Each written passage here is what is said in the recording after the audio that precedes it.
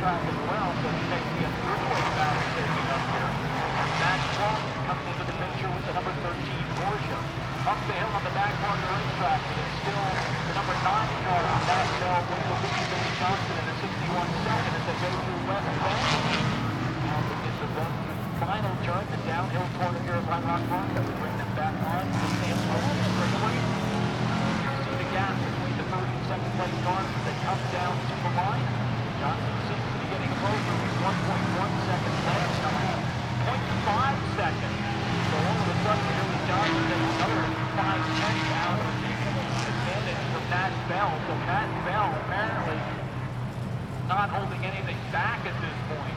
He thought that Bell might have a little bit in reserve and will be able to fight the challenge, but Billy Johnson really closing the gap now, just about a half a second as they go through the S and head to the back part of the racetrack. Matt Bell did not get any closing the gap, still about 6 seconds back to the third place car.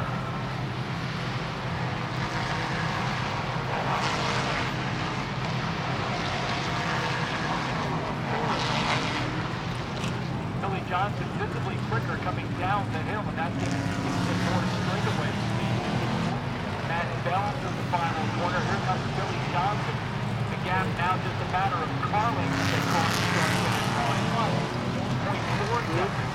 Johnson gets another 7 minutes remaining now. Just about 3 car lengths separating Billy Johnson from Matt Bell. It looks like Bell's got maybe struggling a little bit on the exit from Big Bend. As Johnson is able to make up the gap in the S, as you can see now, the gap down to just about a car length as they go through the S and head up the no-name street. Bell still with the lead, but Billy Johnson putting the pressure on as they climb the hill on the back part of the racetrack.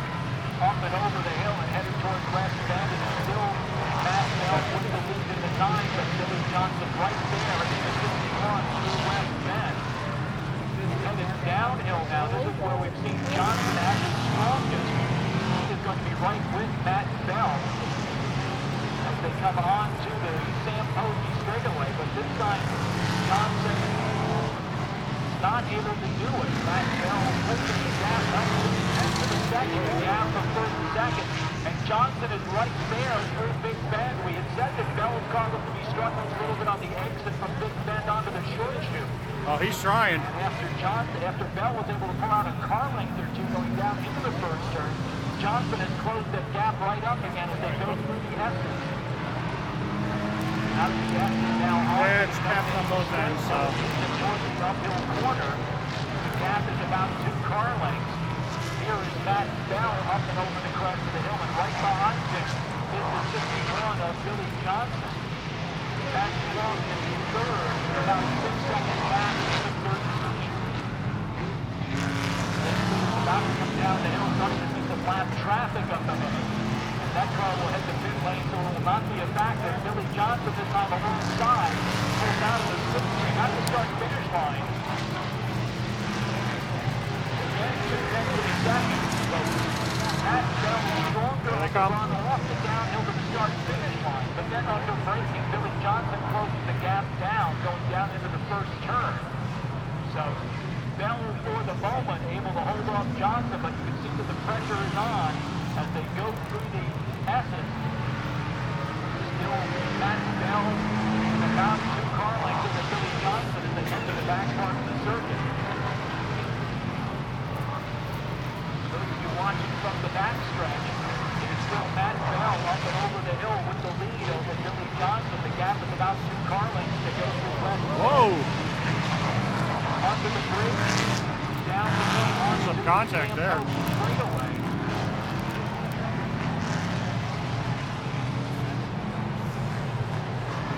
Johnson went to the slipstream, less than a car length separating our race leaders as they go down into the first turn.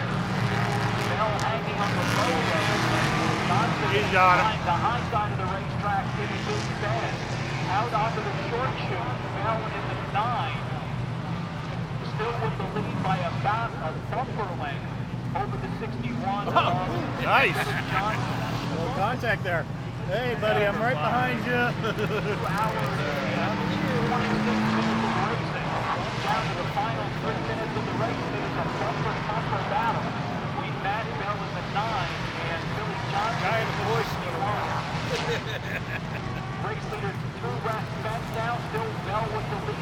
car length back. Johnson in the 61. Bell's car now seems strong through the downhill section of the racetrack, but then going down into the turn number 1 braking zone, Johnson is able to make up ground. This time Johnson goes to the, or Bell rather goes to the inside of the racetrack. Gap still 2/10 of a second, but that's just a matter of car length out there. Going down into the first turn. Here they come again? Here is the race for the lead coming through the Aston. Yeah, there it is. Maxwell. Yeah, a little bit loose there. And a warning to Maxwell for flying. So Bell getting a warning from the officials that he is weaving down the main straightaway. He needs to pick one lane and stay there. So we will see what happens on this lap, but a warning to Matt Bell not to weaving back and forth, changing lanes, down the main straightaway. Race leaders down the hill. The 9 and the 61 bumper to bumper as they come onto the Clean County straightaway. Bell this time goes down to the left side of the racetrack. And again the warning to Bell as they cross the start finish line. Johnson takes a look up to the high side. With about 3 laps remaining now, he's counting down towards the finish. Bell and Johnson now on the short chute headed towards the S's. Still the number 9 Camaro with the slimmest of margins over the 61 Mustang of Billy Johnson.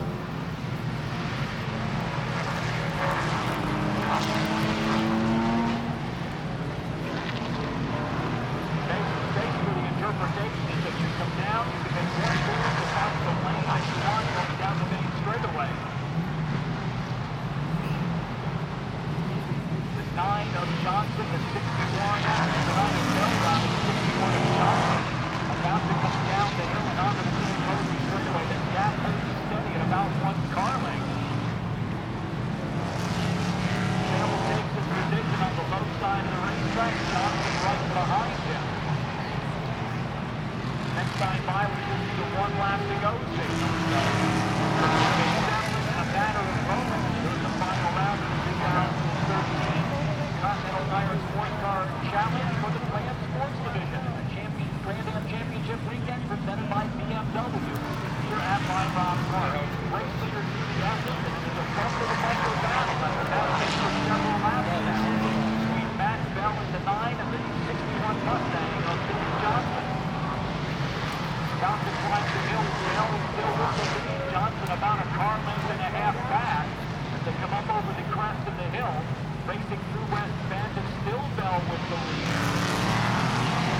Under the Hancock infield through, down the hill, and it's still the Camaro by about a car length. White flag is the signal. This is the last lap. Billy Johnson will be alongside of Matt Bell as they go down to turn number 1. There we go. We can go later on the break with Bell or Johnson. Door handle, through. Johnson now nosing into the lead. Mustang trying to get ahead as they come out of the stretch. Woohoo! Johnson momentarily. There he goes. The left side of the left-hander, but it's Johnson now through the lead. Matt Bell now playing catch up to the number 9 as they pitch to the edge of the back part. And that was all on my camera.